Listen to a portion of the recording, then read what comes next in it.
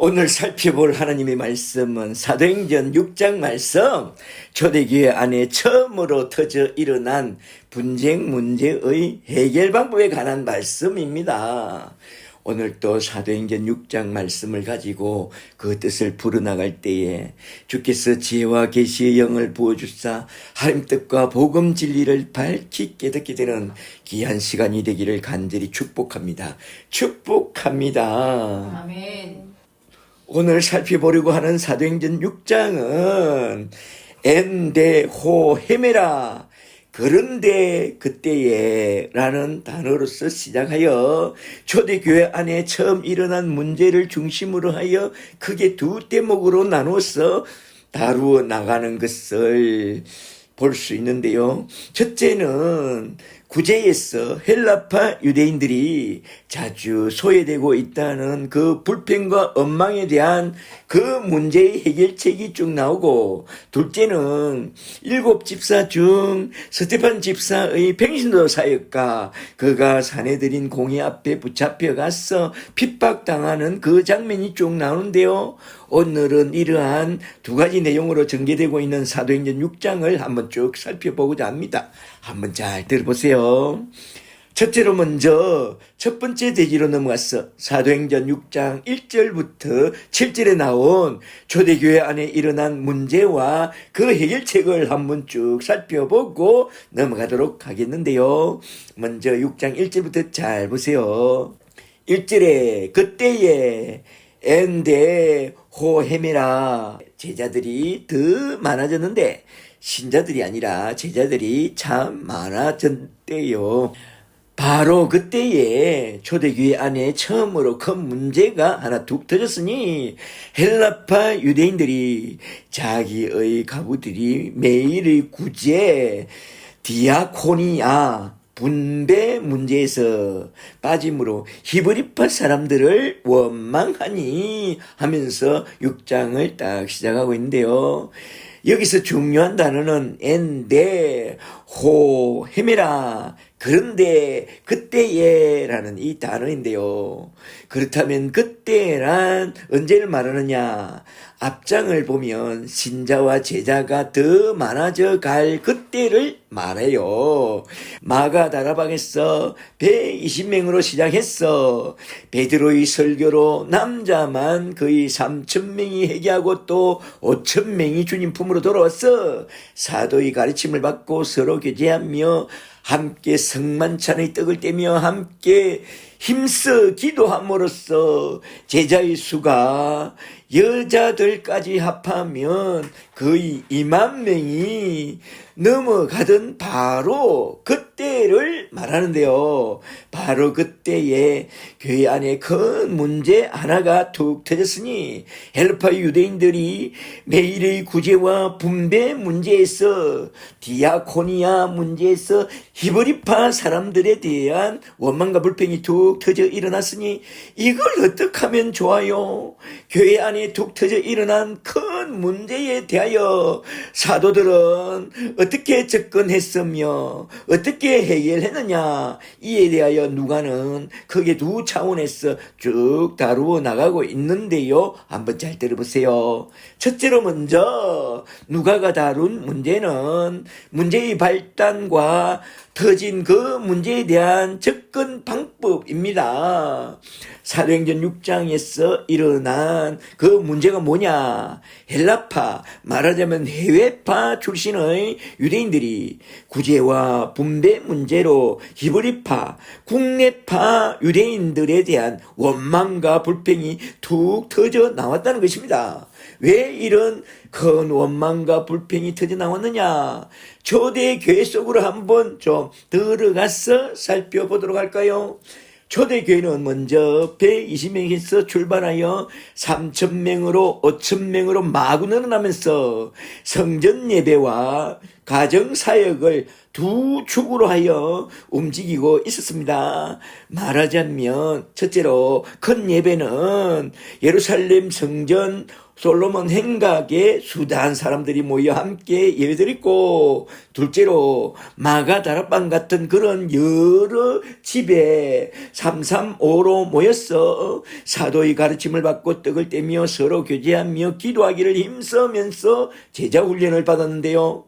오순절 기간에 원근강치에서 몰려온 순례자들이 예수 그리스도의 복음을 듣고 복음을 딱 받은 후에 그들의 고향으로 돌아가지 않고, 물론 어떤 이들은 바나바처럼 고향에 잠시 내려갔다가 자기 재산을 다 처분하여 예루살렘으로 돌아와서 그 돈을 사도들의 발 앞에 다 내어놓고 예루살렘 초대 교회 공동체 안에 머물면서 사도들에게 제자 훈련 교육을 받았는데요.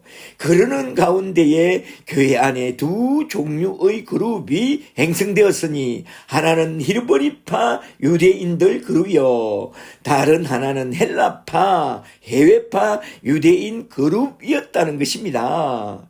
오순절 날에 성령을 딱 받은 사도들이 복음을 전파하는 그 복음을 듣고 구원의 은혜를 딱 받은 그들은 고향으로 돌아가지 않고 예루살렘 교회에 남아서 잘 양육받고 싶다고 하니 이걸 어떡합니까?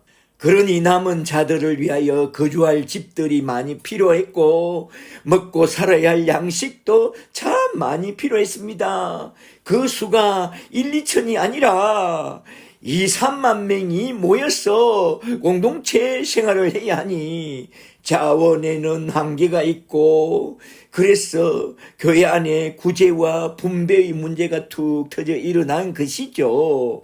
말하자면 교인 수는 점점 더 늘어났고 교회 헌금과 기금은 바닥을 치고 그리하여 먹을 게 좀 부족하다 보니 아는 사람은 좀 더 많이 타가게 되고, 말하자면 12사도와 70인 제자와 120명이 다 국내파 출신이다 보니 인간적으로 국내파 히브리인들을 좀 더 돌아보게 되었고, 그러다 보니 해외에서 돌아온 헬라파 출신들은 그 구제와 분배에서 종종 누락되었으니 히브리파 유대인들에 대한 헬라파 유대인들의 원망과 불평이 그냥 툭 터져 나온 것이죠.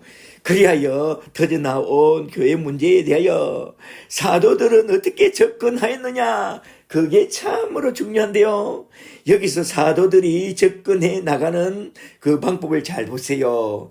그들은 현상 문제를 해결하기 전에 먼저 그 문제를 내적이고 영적인 차원에서 딱 접근해 나갑니다.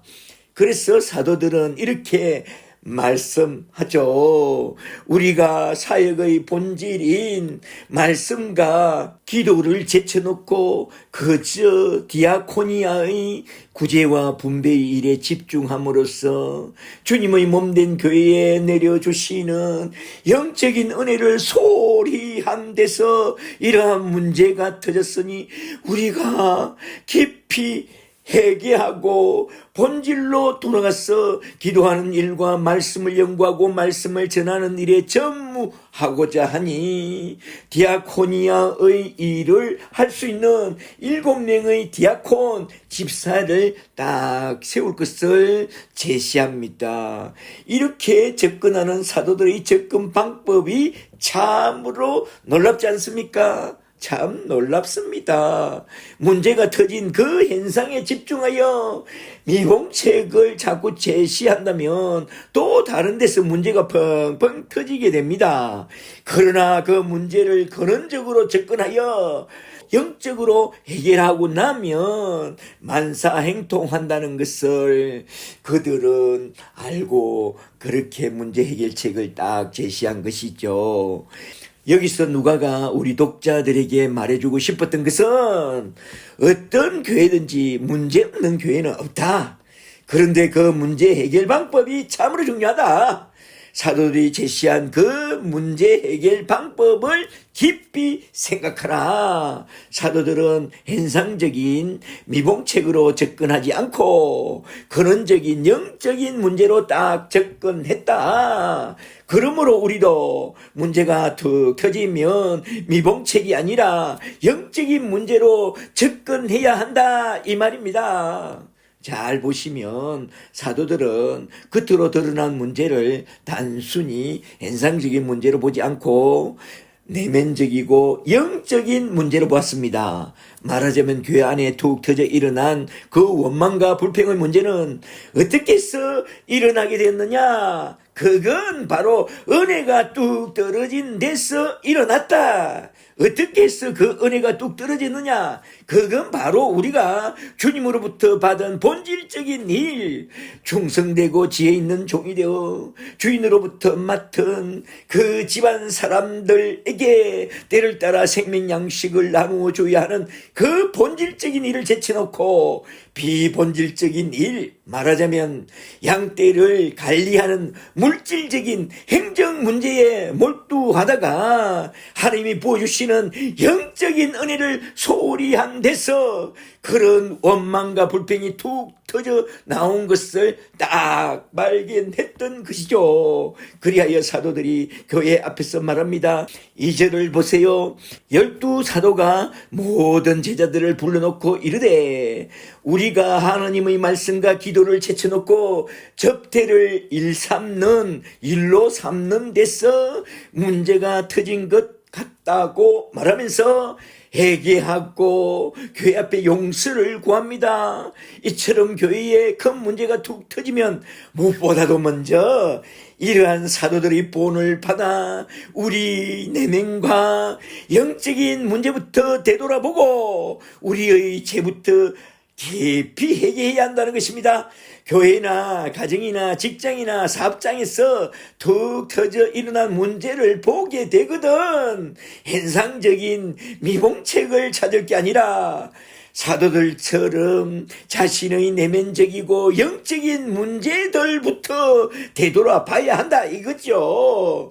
말하자면 큰 문제가 툭 터지면 무엇보다도 먼저 첫째로 기도하는 일과 말씀을 연구하고 말씀을 전하는 본질적인 일을 놓치고 부차적인 일에 몰두하다가 생긴 그런 문제라는 것을 잘 알고 우리의 내면적이고 영적인 문제부터 깊이 잘 돌아봐야 한다 이 말입니다. 할렐루야.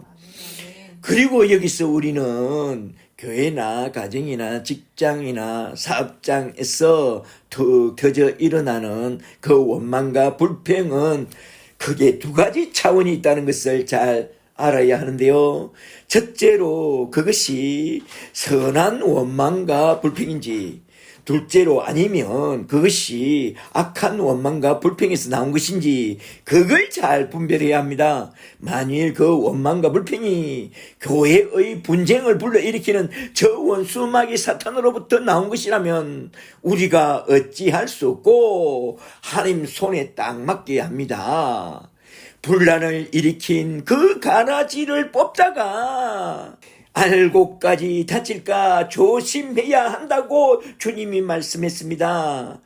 그런데 만일 그 원망과 불평이 그들의 선한 필요 때문에 일어난 것이라면 우리가 그들의 필요를 잘 돌아보고 잘 도와줌으로써 딱 해결해 나가면 됩니다. 그래서 사도들은 그 원망과 불평에 대한 해결책을 딱 두 가지로 제시했는데요. 6장 3절부터 잘 보세요. 첫째는 3절에 딱 나오죠. 3절에 형제들아 너희 가운데서 성령과 지혜가 충만하여 칭찬받는 사람 7을 택하라. 우리가 이 일을 그들에게 맡기고 둘째는 4절에 딱 문제 해결책이 나오는데요. 4절에 우리는 오로지 기도하는 일과 말씀 사에게 전무하리라 합니다. 말하자면 사도들이 이렇게 말씀한 거죠. 우리가 주님이 맡겨주신 본질적인 일인 기도하는 일과 말씀을 연구하고 말씀을 전파하는 일을 제쳐놓고 접대하는 행정에만 매달리다 보니 온 교회에 내려주시는 주의 은혜가 떨어져서 여기저기서 불평불만이 마구 터져 나온 것 같습니다. 그러니 우리가 먼저 회개하고 우리 주님이 맡겨주신 본질적인 일부터 회복하여 먼저 기도하는 일과 말씀을 전하는 일에 매전하려고 하니 여러분들이 너그러이 용서해 주시고 우리가 제안하는 이 두 가지 의견을 좀 잘 들어주세요. 그러니까 온 교회 제자들이 말합니다. 맞아요. 맞습니다. 요즘 우리가 은혜가 많이 떨어진 것 같아요. 그래서 불평이 나온 것 같으니 우리도 참 미안해요. 그러면서 사도들이 제시한 그 두 가지 방안을 듣고 5절을 보니 온 교회가 크게 기뻐했다는 것입니다. 그 큰 기쁨은 사도들이 먼저 회개하고 해결책을 제시했다는 거죠. 정말로 큰 문제가 터지면 목사님은 그 모든 문제를 다른 데서 찾지 말고 자신에게서 찾아야 합니다. 이건 내가 사역에 너무 정신을 빼앗겨서 목사의 본업인 기도와 말씀 연구를 소홀히 해서 이렇게 되었도다. 다시 목사의 본업으로 돌아가는 사인 이로다 하면서 회개하고 돌이켜 다시 목사의 본업에 전념하여 더 많이 기도하고 더 많이 말씀을 연구해야 합니다. 설교 시간에 교인들이 졸고 있으면 교인들의 탓으로 돌리지 말고 목사님 자신의 영적인 문제를 되돌아봐야 합니다. 그리하여 목사님만 똑바로 서면 온 교회는 은혜가 넘치게 될 것입니다. 이건 교회 문제뿐만 아니라 가정과 직장과 사업장의 문제에서도 동일하게 적용되죠. 문제가 터졌거든 먼저 자신의 영적인 문제부터 돌아보고 말씀과 기도와 은혜 위에 굳게 서야 합니다.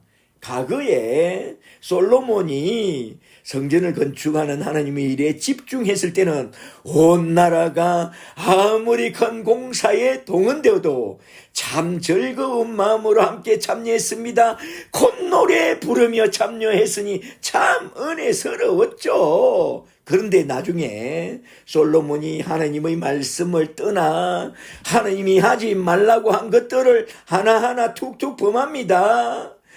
첫째로 하지 말라고 하신 말씀을 어기고 많은 이방 여인을 아내로 들여와서 그들이 우상을 섬기는 것을 다 허락해주고, 둘째로 하지 말라고 하신 말씀을 어기고 백마를 많이 들어와서 뱅거승과 마뱅승과 국고승을 건축하고, 셋째로 하지 말라고 하신 말씀을 어기고 은금을 탐하여 은을 돌같이 백항목을 뽕나무같이 마구 끌어모으고, 그러면 안 되는데, 그러니 하나님의 은혜가 그냥 탁 떠나버립니다.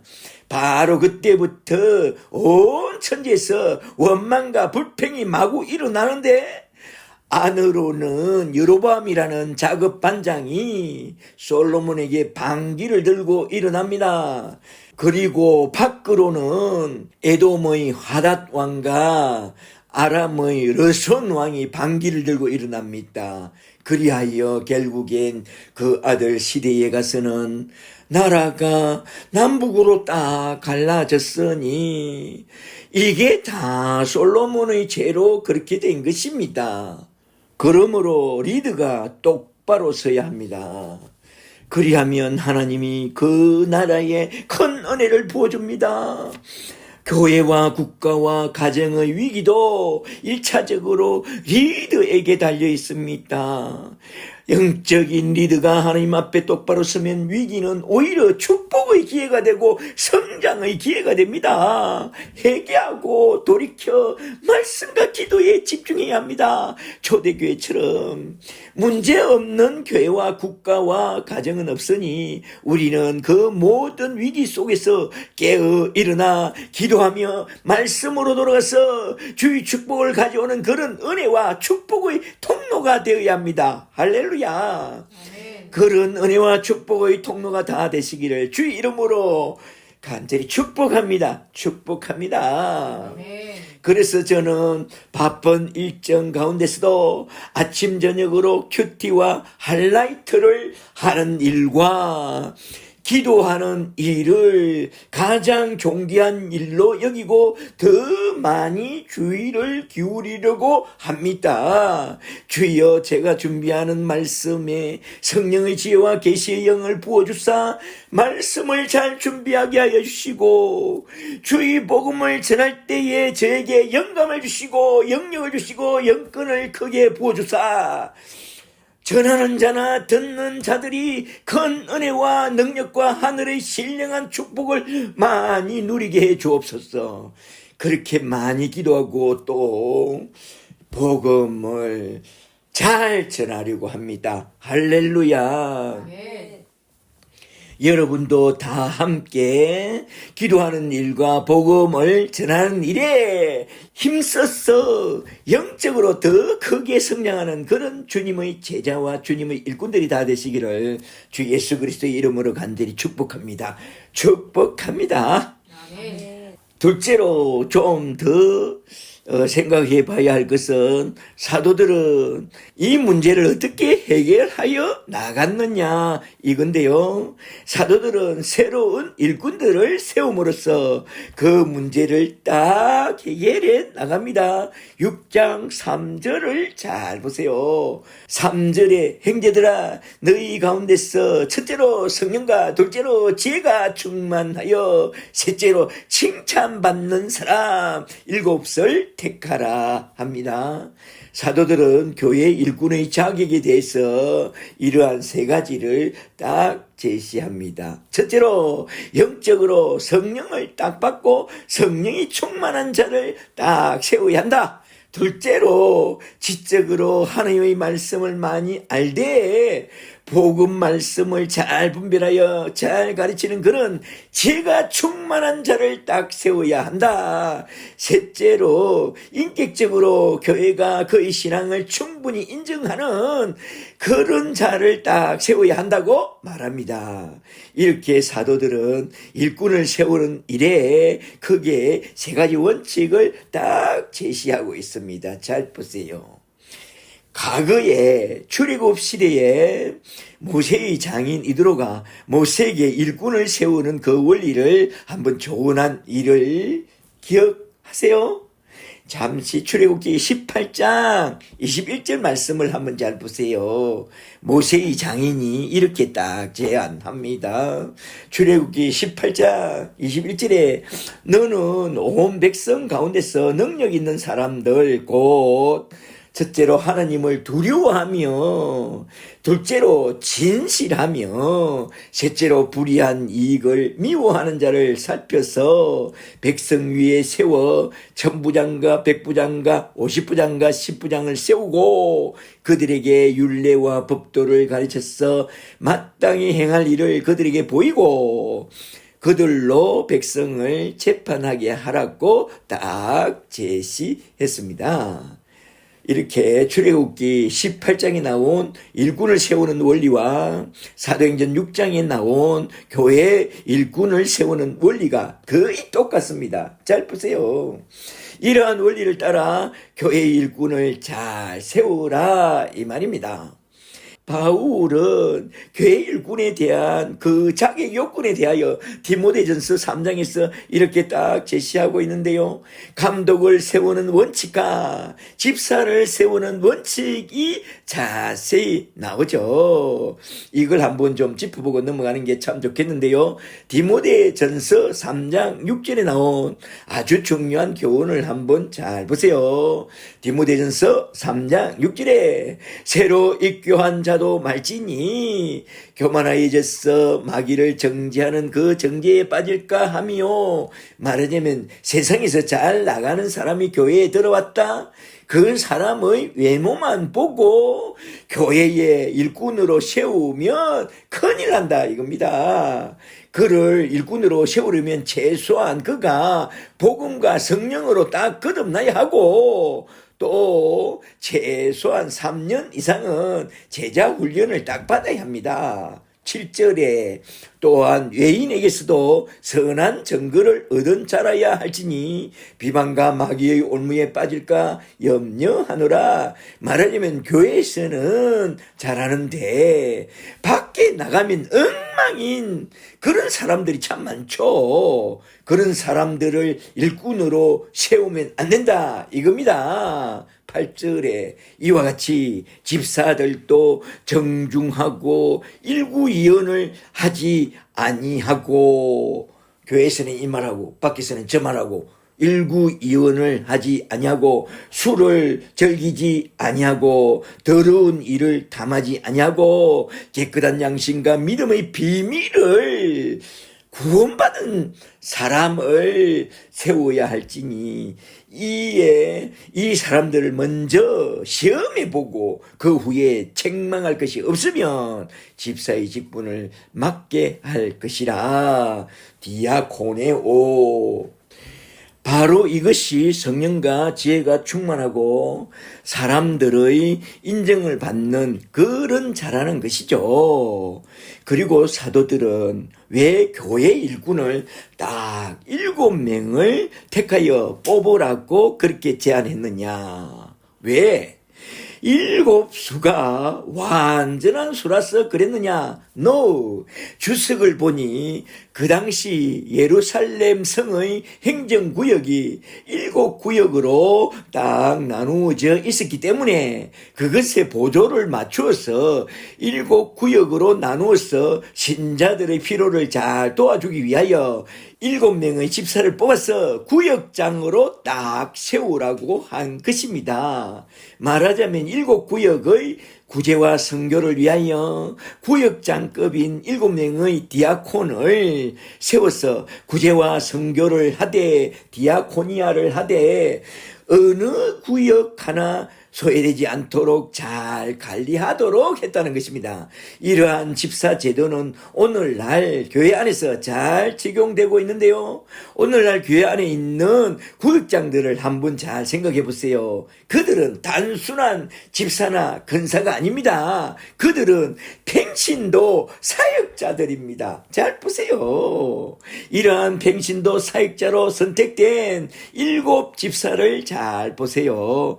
그들의 이름을 보면 모두 다 헬라식 이름을 가진 것을 볼 때에 헬라파 사람이었다고 주석에서 말하고 있는데요. 왜 그런 헬라파 사람들을 뽑았느냐? 아마도 사도들이 이렇게 말했던 거죠. 문제는 지금 주로 히브리파 사람들이 리더로 있으니까 이 문제가 터진 것 같다. 모든 문제를 해결하려면 원망과 불평을 쏟아낸 저 헬라파 사람들 중에서 그 7 일꾼을 딱 뽑아서 구제하는 것과 선교하는 일을 딱 맡기면 참 좋겠으니 우리 말을 잘 참고해서 7명의 집사를 뽑았으면 참 좋겠다고 그리 제안한 것 같아요. 그리하여 헬라파 유대인들을 중심으로 하여 7명의 집사를 딱 뽑은 것입니다. 잘 생각해 보세요. 여기서 우리가 눈여겨봐야 할 것은 7 집사의 일인데요. 그들은 어떤 일을 하였느냐? 이 7 집사를 잘 보면 모두 다 평신도 사역을 했다는 것을 우리는 잘 알 수 있는데요.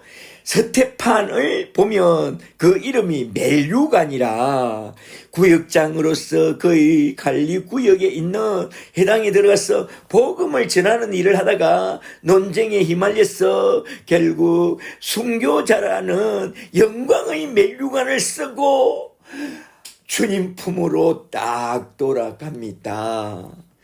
빌립은 사도행전 8장으로 넘어가서 보면 그는 나중에 전도사님이 되어 저 사마리아 성에 내려가서 예수 그리스도의 복음을 충만하게 전파하여 놀라운 전도왕이 되었는데요. 이건 나중에 사도행전 8장에서 자세히 한번 쭉 살펴보도록 하겠습니다.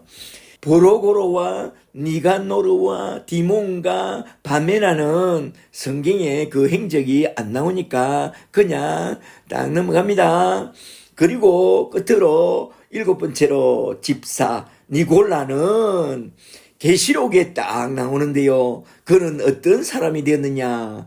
니골라 당을 만들어서 이단의 왕이 된 그런 사람이라고 해요. 어쨌거나 그도 전도 왕이 되었다는 거죠. 이처럼 7집사는 먼저 구제와 선교를 담당하던 구역장이었지만 나중에 모두 다 사도들처럼 예수 그리스도의 복음을 전하는 그런 복음 전도자들이 다 된 것을 볼 때에 오늘날 교회 안에서 그 7집사님처럼 구역장으로 세움을 받았다면 지금은 미약하나 나중에는 다들 복음 전도사님들이 다 되었으면 참으로 좋겠습니다. 우리 하나님의 성령님께서 세운 교회의 일꾼들은 그가 목사든지 평신도든지 다 복음을 전하는 복음 전도자로 세워나간다는 것을 우리는 잘 알고 행복한 전도사로 세워지게 되기를 바라보면서 오늘도 내일도 예수의 정인으로 순교자의 정신으로 살아가는 그런 예수님의 제자들이 다 되시기를 주의 이름으로 간절히 축복합니다. 축복합니다. 그리하여 초대교회에 일어난 그 원망과 불평의 문제를 딱 해결하고 나니 그 다음에 어떻게 되었죠? 6장 7절을 잘 보세요.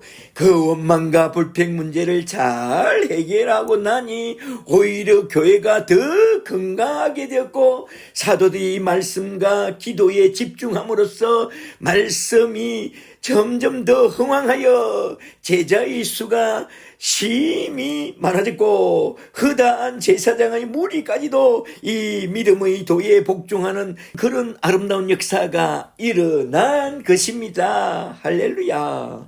7절을 잘 보세요. 7절에 첫째로 하나님의 말씀이 점점 더 왕성하여 갔고 둘째로 예루살렘에 있는 신자가 아니라 제자의 수가 더 심히 많아지고 셋째로 허다한 제사장의 무리까지도 이 피스티스의 믿음의 도에 복종하니라. 아멘.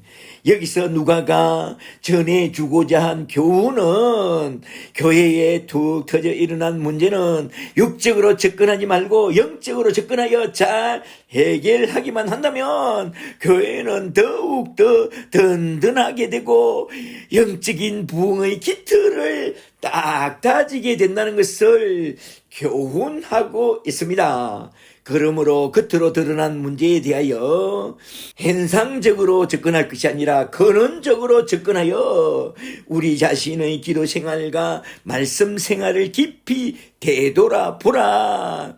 사도들은 교회에 큰 문제가 툭 터져 일어났을 때에 그 해결책으로서 성령이 충만한 7집사를 딱 세워서 그들에게 구역을 돌보는 일을 다 맡기고 사도들은 그들의 맡은 바 본질적인 일, 기도하는 일과 말씀을 전하는 일에 전무하니 이러한 세 가지 놀라운 일이 일어나게 되었다는 것입니다. 첫째로 하나님의 말씀이 점점 왕성하게 됐고 둘째로 예루살렘에 있는 제자의 수가 더 심히 많아지게 됐고 셋째로 제사장의 무리까지도 이 도에 피스티스 믿음의 도에 복종하고 잘 따라오게 되었다는 것입니다. 할렐루야. 오늘날 우리 교회도 큰 고난이라는 산통 속에 기도하는 일과 말씀을 연구하고 복음을 전하는 본질적인 일에 올인한다면 언젠가는 큰 부흥의 역사가 일어나게 될 줄 믿습니다. 할렐루야. 아멘. 대개 교회의 위기는 어디서 오느냐?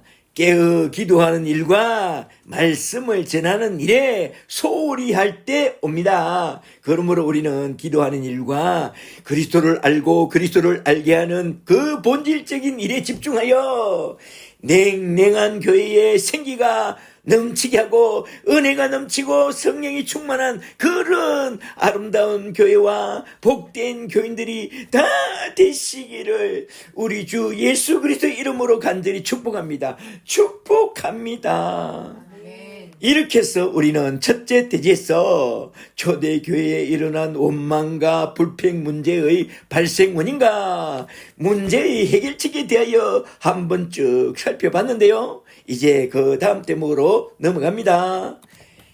이제 두 번째 대지로 넘어가서 사도행전 6장 8절부터 15절 끝절까지 나온 일곱 집사 중 스테판 집사의 평신도 사역과 사내들인 공회 앞에 불려가서 불의의 핍박을 받게 된 그 내용까지 한번 쭉 살펴보겠습니다. 스테판을 통해서 보여주고자 하는 평신도 사역에 대하여 우리는 한두 가지만 한번 좀 살펴보도록 하겠습니다. 첫째로 먼저 스테판은 예루살렘 내에 있는 7구역 중 자기 구역 사람들을 돌보는 것은 물론 자기 구역 내에 있는 해당에 들어가서 예수 그리스도의 복음을 딱 전파했다는 것입니다. 6장 8절부터 잘 보세요. 8절에 스테파노스가 은혜와 권능이 충만하여 큰 기사와 표적을 민간에 행하니 이른바 자유민들 첫째로 구레네인과 알렉산드리아인과 둘째로 길리기아와 소아시아에서 온 사람들을 해당해서 어떤 자들이 일어나 스테판과 더불어 논쟁할세. 이게 무슨 말이냐면 초대교회 당시에는 이민자들이 예루살렘으로 되돌아와서 자기네 지방 출신의 거루민들을 위한 회당을 짓고 10명만 모이면 해당을 지을 수 있대요. 그 해당을 중심으로 하여 신앙생활을 했는데요. 스테판이 자기 관리 구역에 있는 그 해당에 들어가서 복음을 전했더니 어떤 자들이 일어나 스테판과 논쟁을 했다는 거요. 10절에 스테판이 죄와 성령으로 말하니 그들이 능히 감당하지 못하더라. 아멘. 말하자면 성령님이 스테판에게 대적이 능히 감당치 못할 구변과 지혜를 주셨다는 것입니다. 할렐루야. 곧이어 나온 11절 말씀을 좀 더 보세요. 바로 그때 대적자들이 스테판에게 어떻게 했느냐? 11절을 보니 그들이 사람들을 매수합니다. 그들은 아주 나빠요. 11절에 사람들을 매수하여 말하게 하되 이 사람이 말하자면 스테판이 모세와 하느님을 모독하는 말을 하는 것을 우리가 들었노라 하게 하고 백성과 장로와 서기관들을 충동시켜 와서 잡아가지고 사내린 공회에 데리고 와서 13절을 보니 그들은 또 거짓 증인들을 딱 내세웁니다. 십계명을 거슬러 가면서 그런 악한 짓을 벌입니다. 13절에 거짓 증인들을 세우니 이르되 이 사람이 스테판이 이 거룩한 곳 성전과 율법을 거슬러 말하기를 마지 아니하도다. 그의 말에 첫째로 이 나사렛 예수가 이곳을 헐고 둘째로 또 모세가 우리에게 전하여 준 구례를 고치겠다 함을 우리가 들었노라 하거늘 사내들인 공회 중에 앉은 사람들이 다 스테판을 주목하여 보니 그 얼굴이 천사의 얼굴과 같더라. 천사의 얼굴처럼 밝게 빛나더라 이 말입니다. 할렐루야. 대적자들이 하는 그 악한 짓들을 한번 잘 보세요. 첫째로 사람들을 매수하여 나빠요. 거짓말을 하게 합니다. 둘째로 사내들인 공의 앞에서 거짓 정인들을 세워 아주 나쁘죠. 십계명을 거슬러 가면서 세상에 아주 사악한 거짓 정언을 하게 합니다. 이게 인간들입니까? No, 그들은 사탄 마귀의 종들입니다. 그들이 하는 짓을 보니 완전히 사마귀입니다. 사탄, 마귀, 귀신이 들린 사마귀들인 거죠. 하면서 이런 식으로 사람을 쳐 죽인 장면이 구약에서 한번 딱 나오는데요. 그걸 아세요? 나봇의 포도원을 빼앗기 위하여 아합의 아내 이세벨이 불량한 사람들을 매수하여 나봇이 하나님과 왕을 저주했다고 거짓 증언을 하게 하고 재판장 앞에서 거짓 증언을 한 그것으로서 나봇을 돌로 쳐 죽이고 그 포도원 교회를 딱 빼앗은 그 내용이 딱 나오는데요. 그는 아주 악하고 사악한 왕이었죠. 지금 그들은 아합보다 더 나쁜 짓을 하고 있잖아요. 그 잘난 사내들인 공회원들이 말입니다. 그런 놈들 앞에서 스테판처럼 억울한 일을 당할 때 우리는 어찌해야 하느냐? 스테판처럼, 예수님처럼 저들의 죄를 용서하여 주옵소서 기도하고 그냥 순교자로 얼른 속게 죽어서 우리 주님 품으로 빨리 돌아가는 그게 최고입니다. 그런 저와 여러분이 다 되시기를 주 이름으로 간절히 축복합니다. 아멘. 둘째로 그런 사내들인 공회 앞에서 모함을 받고 문책을 받아도 스테판의 얼굴이 어떠했느냐?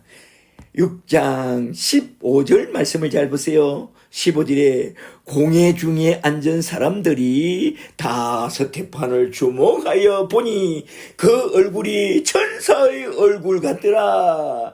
천사의 얼굴처럼 환하게 빛이 나더라. 아멘. 이게 참된 신자의 복된 모습인 그죠? 할렐루야. 아멘.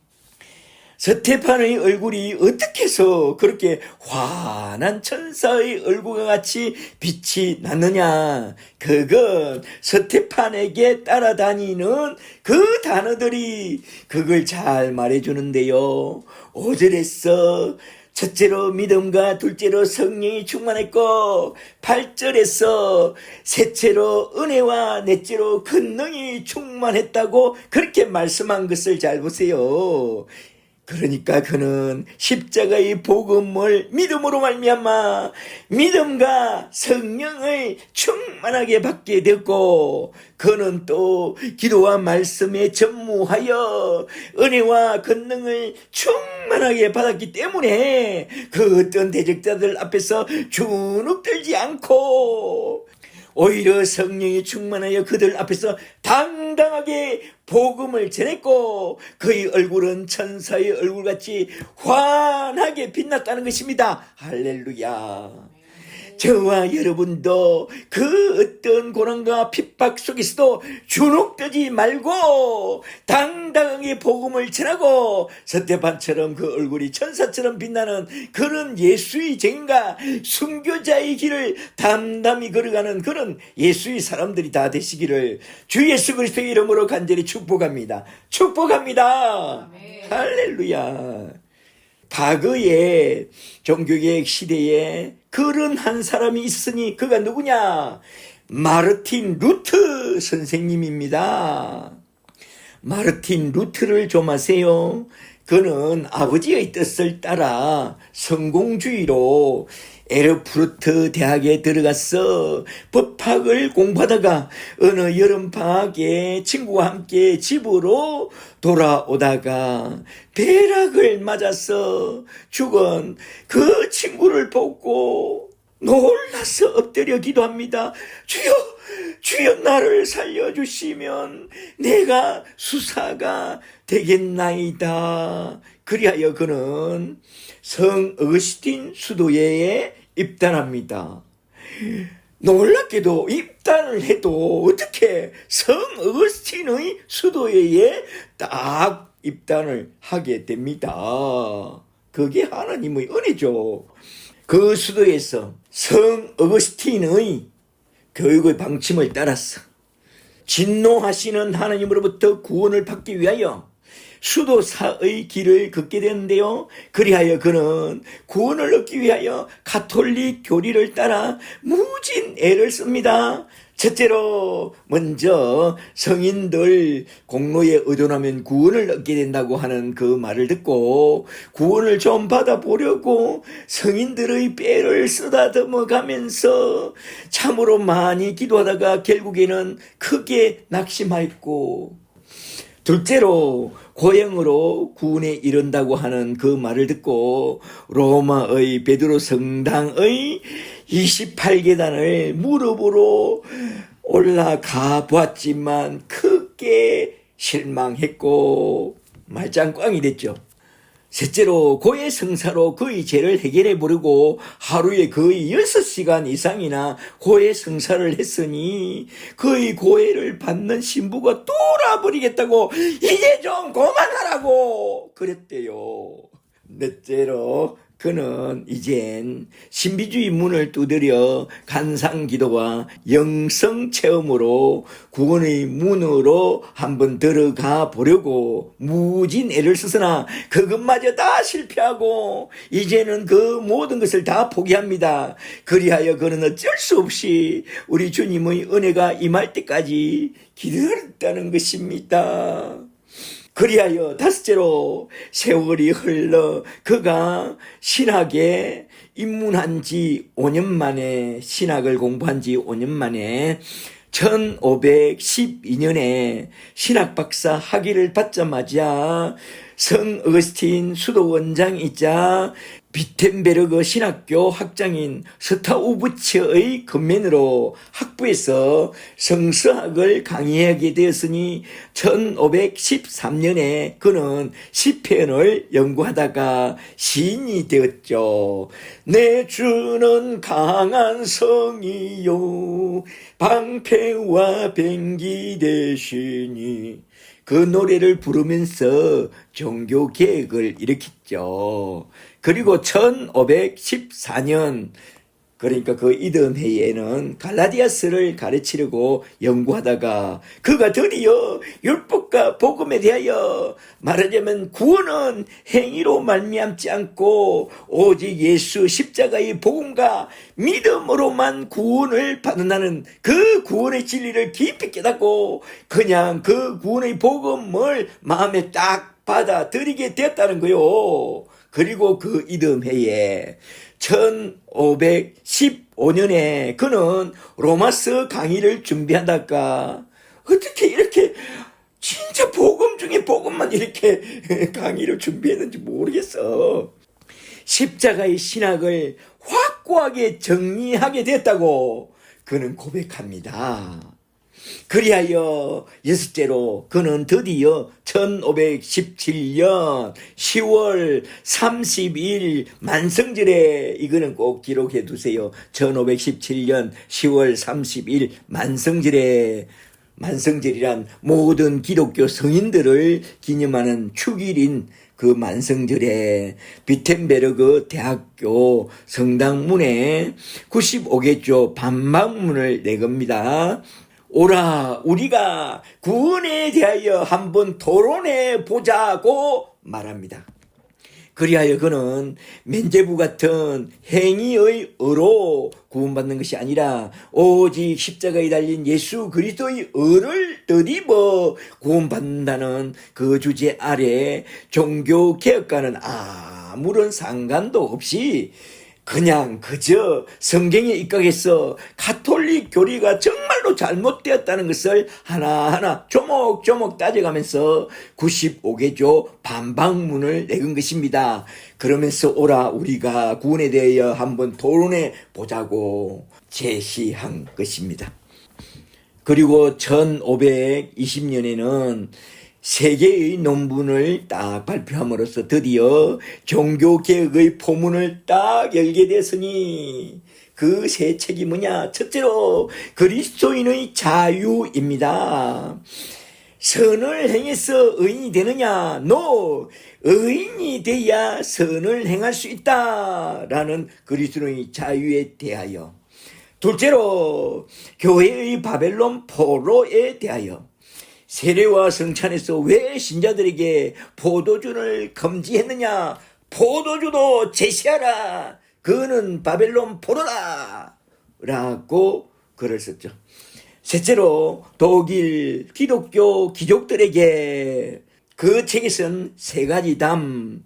첫째로 영적 계급의 담과, 둘째로 교황만 성서를 해석한다는 성서 해석권의 담과, 셋째로 교황과 공예의 오류의 담에 대하여 강력하게 질타하는 그 논문을 썼죠.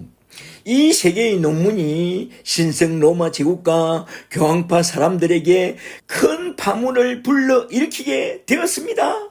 그리하여 일곱째로 1521년 4월 16일에 드디어 그는 그 세 가지 논문으로 말미암아 신성 로마 제국 찰스 5세가 보름스 제국 회의를 개최하고 루트를 공개 소환합니다. 그 공개 소환에 루트의 친구와 동료들이 강력하게 말렸을 때에 그는 딱 한마디 남기고 그 공개 소환에 응하여 당당히 나아갑니다. 그 한마디가 뭐냐? 보름스 제국의 의사당 기관장들이 모두 다 마귀가 되어 나를 공격할지라도 나는 반드시 그곳에 가리라. 그리하여 그가 그곳에 딱 들어가 보니까 제국의 황제와 교황 앞에서 청문회가 딱 열렸네. 그때 청문회 의장이 루트에게 묻습니다. 첫째로 이 책은이 그대 이름으로 출간되었는데 이 책들은 그대가 쓴 것이 맞느냐? 예. 둘째로 이 책들에 쓴 내용을 철회하겠느냐? 오, no. 나는 할 수 없나이다. 그는 당당하게 말합니다. 성경과 내 양심이 그것을 부인할 수 없다고 말하고 있는데 내가 어찌 내 믿음과 양심에 반하여 그걸 처리할 수 있겠소. 예수 그리스도께서 내게 베푸신 은혜의 말씀을 내가 어떻게 처리할 수 있나이까? 나는 할 수 없나이다. 오 주여 나를 도우소서. 아멘. 그랬대요. 말하자면 너희 말을 듣는 것이 하나님 말씀을 듣는 것보다 옳은가 판단하라. 그리 말한 거죠. 제국회의의 재판관들은 예사로 생각하고 루트를 딱 불러놓고 그냥 철회하라고 딱 음포하면 다 될 줄 알고 아무 생각도 없이 그냥 불렀는데 저리 강하게 나오니까 그냥 할 말을 다 잃어버렸대요. 그래서 아무 말도 못하고 멍 때리며 뻥 쳐다보다가 그래 그러면 너 앞으로 설교하지 마 나가 그럽니다. 그래요? 말 다 했죠? 나는 갑니다 하고선 휙 하고 휙 나와버렸답니다. 그렇게 걸어 나오는데 아무도 붙잡지 못했으니 하나님이 그의 지팡이로 보름스 의사당 지붕에 갖다 대고 했으니 그냥 다 얼어붙은 거죠. 그리고 루트가 휙 나간 후에 얼음 땡 하고 얼음이 딱 풀리자마자 의사당은 아수라장이 되어 루트의 파문장을 쓰고 설교 금지령을 내리고 추방령을 발표하고 루트를 제국에서 쳐주기도 좋다고 맹을 내리는 하고 아주 그냥 아수라장이 된 거 아닙니까? 이럴 줄 알고 그의 친구 작센주의 선제후 프레드릭이 의사당을 딱 나오는 루트를 확 낚아채서 그의 마차에 딱 태워서 바람과 함께 사라졌으니 그 길로 루트는 그 친구에게 납치되어 저 북쪽 바르트 부르크 성에 딱 감금되어 그 친구의 보호를 받아가면서 거의 9개월간 그곳에 머물러 원전 성경을 독일어로 딱 번전했으니 그리하여 그는 독일어 성경을 통해서 독일어를 창제한 독일의 세종대왕이 되었다는 거요. 그리하여 번역된 그의 성경책과 그의 논문집이 구텐베르크 출판사에 의해서 출간되면서 이젠 걷잡을 수 없는 종교개혁의 물꼬가 터졌으니 강물은 흘러갑니다. 아하! 라인강을 건너서 유럽을 지나서 대서양을 넘어 미국을 거쳐서 태평양을 지나서 지금 우리나라까지 그 종교개혁의 복음이 흘러 들어왔으니 그리하여 우리나라에도 루트와 칼빈의 종교개혁을 전승한 교회들이 마구 생겨난 것입니다. 우리 남서울 제자교회도 그러한 역사적 개혁주의를 포방하는 교회, 말하자면 종교개혁파 교회라고 그러는 것입니다. 할렐루야. 그게 우리 교회의 뿌리입니다. 어거슨과 루트와 칼빈의 전성을 이어온 교회, 참으로 거룩하고 경건한 교회입니다. 우리 교회가. 이렇게 초대교회의 사도들과 7 집사들과 또 종교개혁교회의 계획자들은 어떻게 그렇게 강력한 예수의 증인들이 되었느냐? 무엇이 그들을 그렇게 만들었느냐? 그건 바로 복음과 함께 성령을 받고 성령의 충만함을 받음으로 말미암아 그런 강력한 전도자와 계획자들이 되었으니 우리도 복음과 함께 성령을 딱 받고 사도들처럼 그 계획자들처럼 다른 일은 다 제쳐놓고 기도하는 일과 그리스도를 알고 그리스도를 알게 하는 본질적인 일에 집중한다면 그런 강력한 예수의 증인과 순교자들이 되어 우리 주님 앞에 아름답게 서게 될 줄 믿습니다. 그러므로 우리 모두 다 복음과 함께 성령부터 딱 받고 기도하는 일과 말씀을 연구하여 가르치고 전파하는 본질적인 일에 집중하는 그런 예수의 사람들이 다 되시기를 주의 이름으로 간절히 축복합니다. 축복합니다.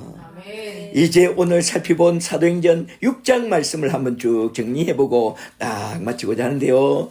첫 번째 대지에서는 교회에 큰 문제가 터졌을 때에 사도들이 일어나서 이건 우리가 본질적인 일을 접어두고 공개만 일로 삼는 데서 문제가 터졌으니 우리는 무엇보다도 먼저 기도하는 일과 복음을 전하는 그 본질적인 일에 전무할 테니 구제를 위하여 7 집사를 세우라고 했죠. 그리하여 성령과 지혜와 신실한 사람 7명의 집사를 구역장으로 딱 세움으로써 그 문제를 다 해결했습니다.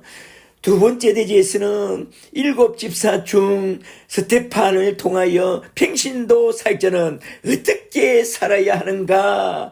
구제와 선교에서 사도들을 본받아 기도하는 일과 복음을 전하는 일에 집중했다는 것입니다. 그러므로 저와 여러분은 성령의 인도를 따라 구제와 선교뿐만 아니라 복음을 전하는 일에 집중해야 합니다. 그리하면 날마다 성령으로 충만하여 주의를 잘 감당하다가 저 스테판처럼 순교자의 길을 아름답게 척척 걸어가게 될 것입니다. 할렐루야. 우리가 세상을 산다면 얼마나 살 건가요? 얼마 남지 않은 우리의 남은 때를 언제나 성령 충만함을 받아 은혜와 믿음으로 살면서 오늘도 내일도 부르심의 사명의 본질을 따라 열심히 기도하고 열심히 복음을 전하며 주의를 즐겁게 잘 감당하고 살다가 우리 주님이 올라오라고 하시는 그날에 스테판처럼 속히 죽어 저 하늘나라 천국에 다 들려 올라가는 그런 예수의 사람들이 다 되시기를 주 예수 그리스도의 이름으로 간절히 축복합니다. 축복합니다. 아멘. 할렐루야.